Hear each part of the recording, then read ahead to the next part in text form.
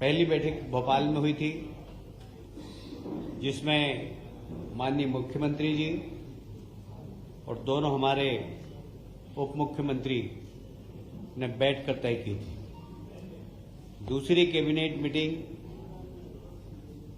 जब मंत्रियों ने शपथ ली थी और विभागों का बंटवारा नहीं हुआ था, उस वक्त भोपाल में हुई थी। और विभाग के बंटवारे के बाद ये तीसरी बैठक है, महत्वपूर्ण बैठक है। और ये विशेषकर हमारे मुख्यमंत्री जी ने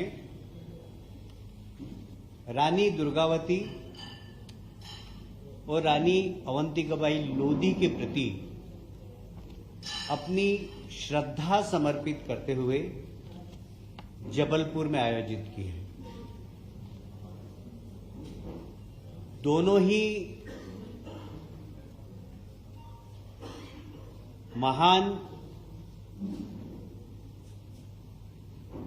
महिला रानियों ने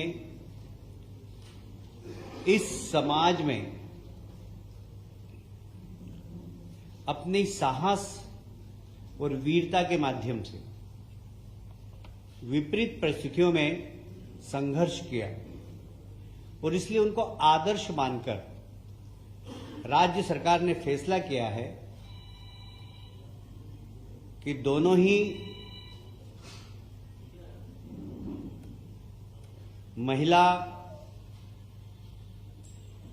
वीर सेनानी के प्रति अपनी आदरांजलि अर्पित करते हुए रानी अवंतिकाबाई लोधी सम्मान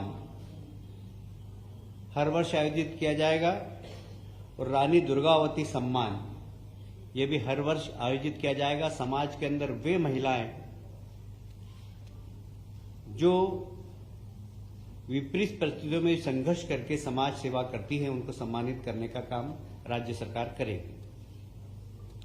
इसके साथ ही इनके जीवन पर आधारित फिल्में, साथ ही विश्वविद्यालय में इन दोनों महान रानियों के लिए फेलोशिप, जिससे आज के हमारे विद्यार्थी इन पे अध्ययन कर सकें, इनके जीवन से प्रेरणादायक बिंदुओं को छूकर समाज को परोस सके। इसलिए सभी विश्वविद्यालय में विद्यालय और महाविद्यालय में पाठ्यक्रम में इनके जीवन की प्रेरणादायी विषय भी समाहित किया जाएगा। आप सभी जानते हैं, संकल्प 2023 ये हमने चुनाव के पहले जनता के बीच में पेश किया था और ये कहा था कि ये संकल्प भी है और मोदी गारंटी भी है। और इस मोदी गारंटी का सबसे महत्वपूर्ण बिंदु, जो कि समाज के अति पिछड़े वर्ग से आते हैं, हमारे आदिवासी भाई जो तेंदुपत्ता तोड़ते हैं, उन तेंदुपत्ता तोड़ने वाले हमारे आदिवासी भाइयों को प्रति मानक बोरा, जैसा कि हमने 2023 के संकल्प पत्र में घोषणा की थी, 4,000 रुपये प्रति बोरा के हिसाब से आज कैबिनेट में निर्णय लिया गया है। मैं आपको स्मरण करना चाहता हूं कि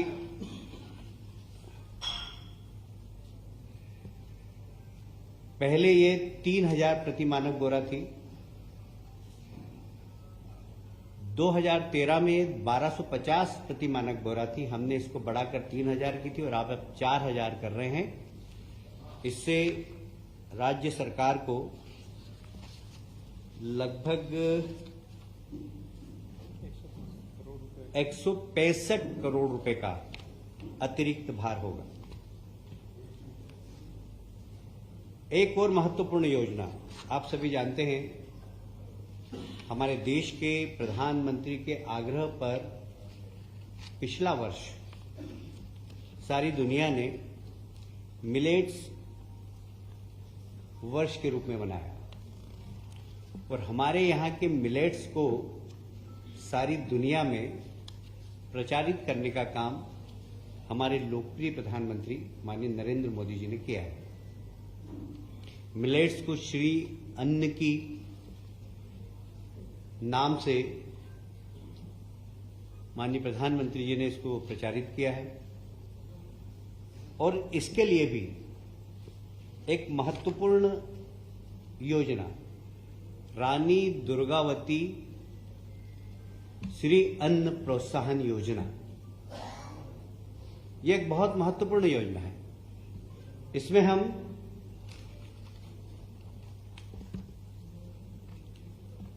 हम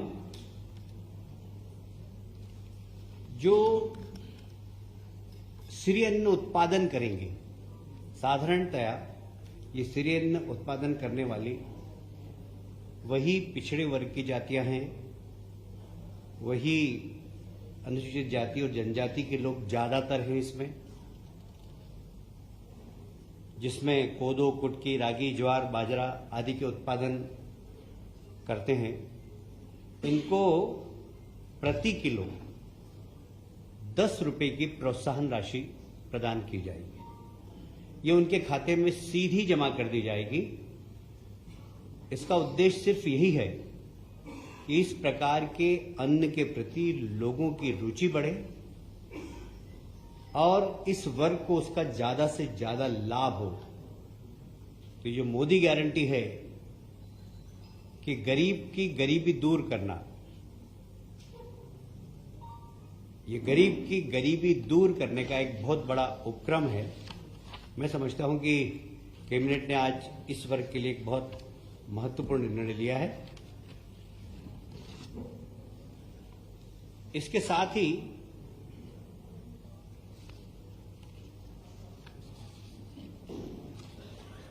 आप जानते हैं कि 2003 में हमारे प्रदेश में जो सिंचाई का रकबा था वो लगभग 7 लाख हेक्टेयर के आसपास था। आज लगभग 45 लाख हेक्टेयर के आसपास है। हम इसको आने वाले समय में 65 लाख हेक्टेयर तक ले जाने की कोशिश कर रहे हैं और इसी को ध्यान में रखते हुए आज 32,000 करोड़ की सिंचाई योजनाओं को अनुमति प्रदान की है। सड़क के मामले में भी मुझे याद है 2003 में मैं पीडब्ल्यूडी मिनिस्टर था। इस प्रदेश के अंदर मात्र 60,000 70,000 किलोमीटर सड़कें थी, वो भी गड्ढे वाली। सिर्फ मध्य प्रदेश में एक देवास बाईपास ऐसा था जिसमें एक भी गड्ढा नहीं था, बाकी सारी सड़कें गड्ढे वाली थी। आज की तारीख में हमारे पास 5,11,000 किलोमीटर सड़कें हैं, जिसमें कि अधिकांश में गड्ढे नहीं हैं। ये एक बहुत बड़ी सड़क की क्रांति भारतीय जनता पार्टी की सरकार ने पिछले 20 वर्षों में की है। इसको और आगे बढ़ाते हुए मध्य प्रदेश की डबल इंजन की सरकार, केंद्र सरकार के सहयोग से लगभग 4,500 करोड़ की सड़कें और बनाने का निर्णय आज की मंत्रिमंडल की बैठक में लिया गया है। ये इंफ्रास्ट्रक्चर प्रदेश का बढ़ाने की दिशा में एक बहुत बड़ा कदम है। और कुछ आप सभी जानते हैं कि लगभग 100 वर्षों से ग्वालियर में ग्वालियर व्यापार मेला लगता है। ये सिंधिया राजघराने ने प्रारंभ किया था और लाखों की संख्या में वहां लोग आते हैं। उद्योग मंत्री था तब मैं, देश तो ठीक है, आसपास के राज्य राजस्थान और उत्तर प्रदेश से भी लोग आते हैं। इस बार फिर से हमने ऑटोमोबाइल्स में 50% विक्रय कर पर छूट देने का निर्णय लिया है। अभी तक एवरेज यहां पर 500 करोड़ के आसपास का व्यवसाय होता है इस मेले में, जिसमें लगभग 300 करोड़ का व्यवसाय सिर्फ ऑटोमोबाइल्स का है। और ये सेंट्रल इंडिया का बहुत लोकप्रिय मेला है। इस मेले को प्रोत्साहन देने के लिए हमने विक्रय कर में भी लगभग 50% की छूट देने का काम किया है। इसको भी नहीं करना।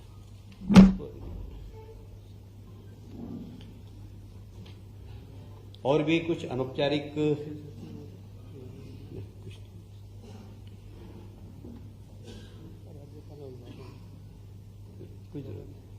No need. इसके अतिरिक्त कुछ हमारी अनौपचारिक चर्चाएं भी हुई है।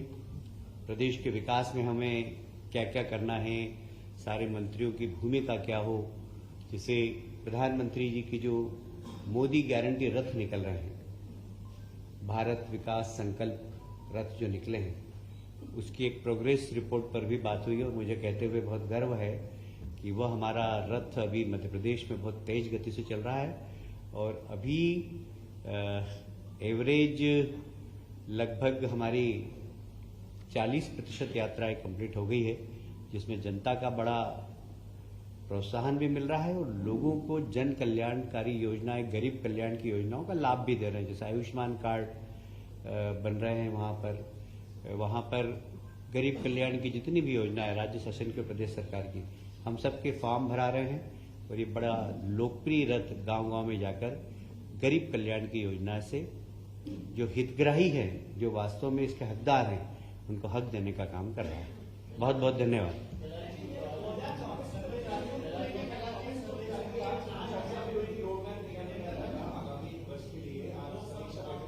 जी,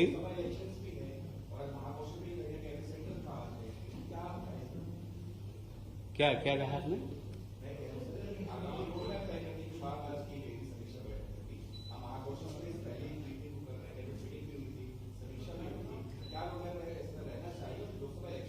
देखिए, इस विषय में कभी हम आपसे विस्तृत चर्चा करेंगे।